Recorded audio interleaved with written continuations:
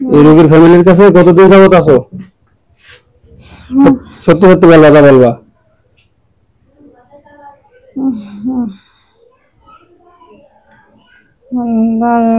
12 বছর। 12 বছর আছো? হ্যাঁ। আচ্ছা, তাহলে তোমরা আছো কয়জন? 7 জন? হ্যাঁ। 7 জনের বাইরে আর কেউ নেই তো? আর অন্য লোক আছে, অন্য দলের লোক আছে, আমার দলে আর নাই। তোমার দলে 7 জনই আছে, আর অন্য দলের লোক যারা আছে তারা কি সমস্যা করে এদের? মাঝে মধ্যে আসে। মাঝে মধ্যে আসে।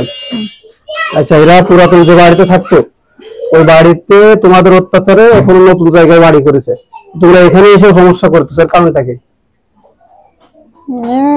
কাছের থেকে না যাবেন তো যেখানে যাবে, যেখানে যাবে সেখানে করে যাবা, তাই? হ্যাঁ। তো এখন তোমরা কাছের থেকে যাবা নাকি আমি তোমাদের বন্ধু করবো, কোনটা করতে হবে বলো? এখনই এসে ভালো হওয়ার জন্য আপনি যেটা ভালো বোঝেন সেটা করেন। আচ্ছা শোনো, তুমি বললে যে তোমার মেয়ে আছে, তাই তো? তোমার মেয়ে ওই ছেলের কাছে আসতেছে, আর ছেলের সাথে শারীরিক সম্পর্ক করতেছে।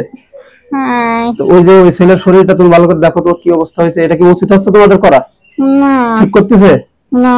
এখন তোমার মেয়েকে কিভাবে ফেরাবা বলো?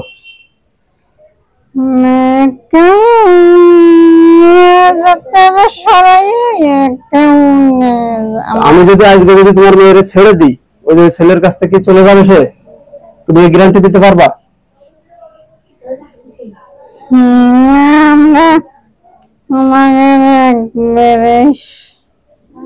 সবাই দিতে হবে, তাছাড়া না সরালে যেতে পারবো না। তোমরা যে কয়জন আছো সবার একবারে চলে যেতে হবে। ওই মেয়ে যদি ওইভাবে ক্ষতি করে, তো মেয়েরও ক্ষতি, এই ছেলেরও ক্ষতি, বুঝতে পারছো? একটা জিন একটা মানুষের সাথে যদি শারীরিক সম্পর্ক করে, তো জিনেরও ক্ষতি, মানুষেরও ক্ষতি, বুঝতে পারছো? এজন্য ওই কাজ করা যাবে না। তোমার মেয়েরে তুমি তোমাদের ভিতর জিনদের কাছে বিয়ে দিয়ে দাও, বুঝতে পারছো? তোমার 7 জন আছো, কি 7 জন কি তুমি কি এই মা নাকি? কে কথা বলতেছে, কে? তার নাম কি?